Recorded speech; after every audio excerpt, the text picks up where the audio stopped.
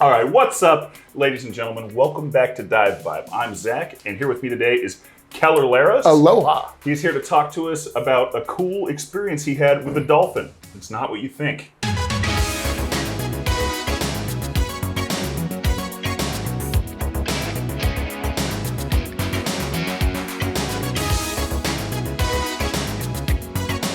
Okay, so before we get started, Keller, why don't you tell us a little bit about yourself? Sure. My name is Keller Laros, and I'm a PADI Master Scuba Diver trainer. I've been teaching scuba at Jack's Diving Locker since 1991 when I moved here to Kailua Kona, Hawaii. I'm the founder of the Manta Pacific Research Foundation, current president. In 2002, we started the foundation, and it's dedicated to research, education, and conservation concerning manta rays. In 1993, we authored the PADI Distinctive Specialty Manta Ray Diver, which we've been teaching at Jack's ever since. It's our most popular specialty class that we do teach at Jack's Diving Locker. I've logged over 13,650 scuba dives as of last night, and I continue to log them, and I look forward to many, many more. Well, I'm not sure if people have seen this video. It's very popular online. It happened years ago, and we were down there underwater doing the manta ray night dive.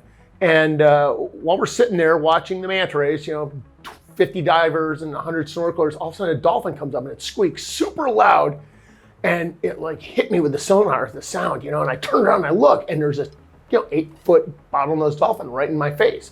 I was like, whoa, and it just swam around. And then it turns out that this poor dolphin had swallowed, I guess, a fishing bait and got a hook down its gullet, and it had like the line coming out of its mouth, and there was another hook stuck under its pectoral fin. It wrapped all around the fin, and it was totally in trouble, right? And so it needed to get rescued, Zach. So I had to do what I had to do. Yeah. I had to help the dolphin. So what's going on in your head at this point? Well, at first I was really startled. We've seen dolphins on the manta ray night dive many times. Bottlenose dolphins are really big animals. You know huge. this. Yeah. Oh, super fast, super strong, really smart. And it swam by, and I noticed the fishing line, and it had actually made a loop around the entire group. And if you watch the video online, there's one that I edited where you can see me talking to it. And the second time it comes by, I say, oh, and you can hear me say it in the video. Oh, yeah. Oh, you got a fishing hook. Come here. And I go like this. Come here. I go like, come here, you. And you can see it in the bottom left corner, and the thing comes right up to me. And it was just unbelievable because I'm like, whoa, here comes a dolphin. And it comes like right up to me like this, right? I'm like, geez. And it's huge, it's in my face, and it turns so the fishing hook is like right there in front of me, and it's coming out of its mouth. So I can see that it comes out of its mouth, it wraps around the pectoral fin and down to the side. And I'm kind of freaking out because I've got a lot of experience removing hooks and fishing lines and things like that from manta rays. Yeah, and I've done it from turtles and other things. But this dolphin's really big. And so I'm right there, and I've got my my dive knife. It's not really a knife, it's a dive tool. The fog cutter. The fog cutter, yeah, it's great. It's famous in the shop. It is, yeah. I've got the original fog cutter that saved the dolphin's life. And it's got a scissor action in it, and I got the blunt tip because, the wife doesn't want me using sharp objects because I may run with them, for God's sakes.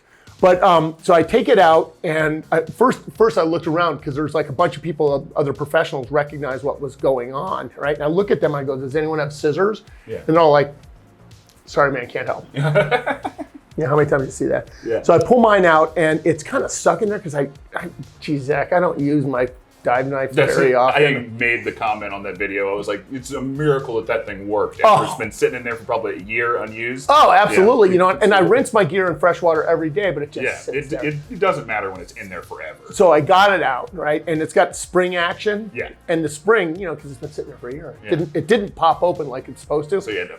Yeah, so I'm shaking the thing like this. And somebody's like, I saw your hand shaking. Were you scared? I'm like, no, dude. It's like I'm trying to get I commented on that. I thought your adrenaline was pumping when your hand's shaking. Because, that's a huge animal. Yeah. And so, first of all, you're on camera, and you know that. So you got to make it look good, right? Well, looking good is half the job. 22 million views on that video. I'm glad it looked good. Well, it's over 30 if you count all the different venues. Okay. But I'm not counting, but some people might be.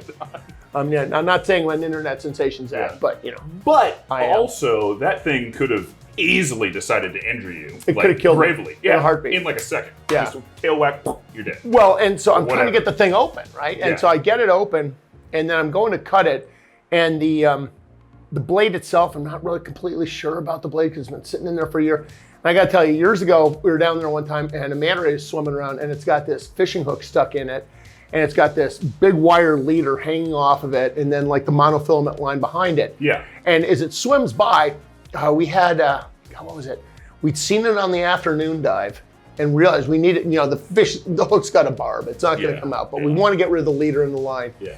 So I take my Leatherman down. Love Leathermans, right? Yeah. And they got the wire cutter right in the middle. So this particular time with the manta ray, I take the Leatherman and the manta ray goes by, and I go to snip the wire, and I don't get it. It gets stuck, and the manta ray swims off with my Leatherman. Stuck. I'm like, those things aren't cheap. no, they're not. And I look around, like David and Patrice, there's a bunch of other guides down there, and they're all like, dude, I'm like, what am I gonna do? And then like Patrice comes swimming back up to me about 15 minutes later, she's like, here's your Leatherman. And it had fallen off. That's great. That was going through my mind, right? Because I'm going, don't screw this up, right? Yeah. This dolphin's gonna kick my ass, right? But I started cutting it, and I was able to get the line. And I was trying to be careful because I'm told that dolphins have their nipples under their pectoral fins. Really? That's what I've been told. And so I was kind of conscious of that because, I don't know. Yeah. Man. And there's a hook stuck into the pectoral fin, and I'm unwrapping it, and the thing goes up for a breath of air, comes back down and finds me, right? And when I was first shooting, I'm rolling the video, and I go, come here, and the dolphin comes right up to me. And then it's like, what am I gonna do with this camera? So I actually stuck it between my knees, and as I'm working with the dolphin, I actually just dropped the camera and everything. I saw it. It's a rubble bottom. It's nothing but sand. Yeah, it's sand, just reasonable. volcanic The only sand. thing that's gonna get messed up doing that is your camera. Yeah, the lens on my camera. Yeah. But I'm trying to get the thing off, and then the woman that was videographing, she's like shining the light in my eyes. At one point, she's like underneath me, and the bubbles are coming up. It's like, Gotta get that shot. Yeah, I know. Can you help me, please? Don't just blind me and blow bubbles in my. But we finally got the thing off, and I think the original video that was out there was like 8 minutes long. Quite long. Yeah, it's pretty long. And the stuff I shot was just like the dolphin comes up to me. Yeah. But we got it off. It went up for air. It came back to see me. That time. It's like it was obviously very intent, very focused. Realized that if it was going to get out of this predicament, it was going to have to come and find a human, and it did. And it swam around the group, hoping somebody would recognize the problem. And I'm just lucky that being a trained professional, a PADI professional like I am, and you are, and you see stuff, and it just automatically. It clicks in your mind, the diver's fin's coming off, the guy's got too much weight, the tank has come out, the dolphin's got a fishing line wrapped around its pectoral fin. And it just, well, not everyone knows that. But but we figured it out. And so anyway, then the dolphin swam off, and it lived happily ever after. It was pretty cool, seeing the dolphin. And funny story, true story. Yeah. All my stories begin, true story. They're not all true, but this one is. The year before that happened, and I want to say it was like January, and the summer before, my eldest son, Russell, was going into senior year at high school, and he had a bunch of friends from middle school came back. They'd gone to middle school, but then the families moved away. Yeah. And we were out on the water one day, and we were snorkeling with bottlenose dolphins and spinner dolphins up there at Keohole Cove at Makako Bay. Yeah. And I got pictures of them and videos of them. They're all swimming with these dolphins and stuff. And that was like, in like July, the previous summer. Then I rescued the dolphin in January. And then I sent all the kids pictures and videos of themselves with the dolphins. And Russell chose one of these pictures to be one of his pictures in his senior page in his yearbook, as did some of the gals that were with us. Right on. And we get the yearbook in May, and it's like, it's the same dolphin. Really? Yeah, and I've never told you that. No, that's amazing. Yeah, and it was the dolphin I rescued had been out with Russell and a bunch of us snorkeling. Like you say, we see the dolphin who is yet to be named before. We've seen him before, and I'm told it's a him. And you can tell by looking at the thing. Yeah. And so then we'd seen him before. We saw him then. It's going to sound racist, but I used to think all dolphins look alike. They don't. Just like manta rays, they have unique spots. And we kind of know this. Wild dolphins have a lot of scars and injuries on them. Yeah. They got marks and stuff. And this particular dolphin has a little white rectangular mark behind its eye. I saw that. Yeah. And it's also got some like parallel little cuts like on its back, kind of right near its dorsal fin. And we've seen it before. We saw it when I rescued it. And we've seen it since then. And it's pretty cool to see that same animal. Here we are like 7, 8 years later, 9 years, 10 years later, and it's still there. So I've got some questions from some of my subscribers. Is it okay if I Yeah, ask you this? absolutely. Yeah. Okay. So number one, I think I'm doing this one number one because it's my favorite. So in the video, I pointed out how well you can speak underwater. Most people just don't even try. They don't try to speak underwater. We communicate with our hands, but he can speak underwater. I'm telling you, it is good. So one question for Keller: are you utilizing ventriloquism techniques to talk underwater?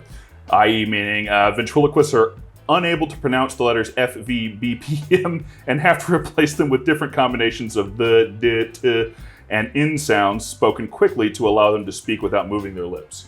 Would you say? Well, it's good. Good question, Zach. Thank you very much. Who sent that question? I love the question. This is from Space Frog. All right, Space Frog. Well, I got to tell you, I have very little experience with ventriloquism.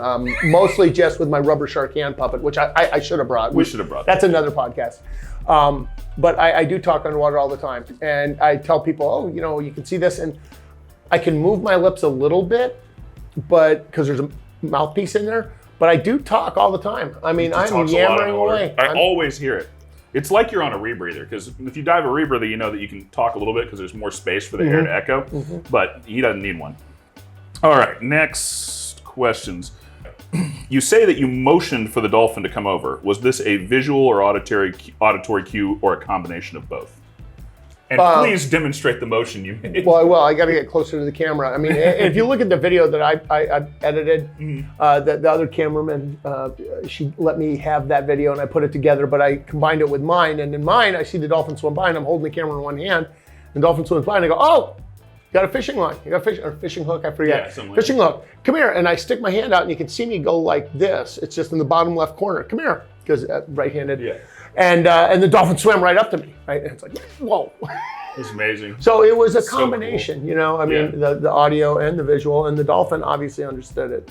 And one of the things is weird, Zach, is that I can speak dolphin fairly fluently, got a bad accent, but I can't read or write it. Can't read it? No, can't write it. Just see it. Tough, yeah. All right, this one's great. I just think you'll like this question. Have you considered to pose some problem or issue to this dolphin that it might be able to help you in some way to see how it might react? I have not considered that. That is a very good question. I've seen that dolphin since several times, and I got to tell you, the first time we reunited, it was a little awkward. I didn't know if we're supposed to say hi, hug each other. Yeah. The dolphin never called afterwards. I kind of felt like, it really didn't mean that much to the dolphin. It meant a lot to me. Yeah. But we've seen each other, and but we're just, acquaintances now. Just acquaintances now. Yeah, it's nothing you hate to see intimate there. So you've been a great sport. Thank you so much for coming. I'd like to, at this point, extend the floor to you. If you'd like to plug the Manta Pacific Research Foundation. Oh, yeah, just something more much. We have a nonprofit, a 501c3 nonprofit, Manta Pacific Research Foundation, founded in Kailua Kona in 2002. Nonprofit, all contributions are tax deductible. We're dedicated to research, education, conservation. I think our biggest accomplishment to date was in 2009. We were able to get manta rays protected in the state of Hawaii when Governor Lingle signed Act 09209, making it illegal to kill or capture manta rays in Hawaii. Since then, other ray species, all ray species are now protected, as well as several shark species. We're working on trying to come up with, we've been working with the state to try to get some guidelines in site management, because the manta ray dive has gotten very, very big and very, very popular. And it's great because every single night, I mean, Zach, what do you think? 300 people a night at both sites? All three sites? Yeah, like a medium night. Yeah, are getting out there and getting in the water with manta rays. And it's fantastic that these people who would not otherwise be at all concerned with the marine environment and ecology and things like that are getting to see manta rays. And what we'd really like to do is have every one of those people get a fantastic educational experience and come away having been hit by that bolt of lightning where they're just like, this is awesome. And we want everyone who comes out and does that manta ray dive to feel the magic and to go home and take that with them. And from then on, become a conservationist and try to protect the marine environment and the earth in general. So that's one of the things I'm really working on. Fantastic. Right on, guys. Thank you so much for diving with us today. That was mantastic. Oh yeah, I actually screwed that up. Fantastic. Cut, take two. Yeah. Right on. Guys, thank you so much for hanging out, for watching the video. If you liked it, or if you have another question, leave a comment, smash the like button. Oh, I said that. I said smash the like button. I swore I'd never do that. Oh well, it's on tape. It's there forever on SD card. Anyway, subscribe if you want to see more stuff like this. Thanks for diving with me today, and I'll see you in the water. Aloha and best fishes. Okay, now this is not a joke, Zach. This is science. We found out how to tell the gender of an ant. Very simple. Very simple indeed. You drop the ant in the water. If that ant sinks, it's a girl ant. But if it floats, it's boy ant.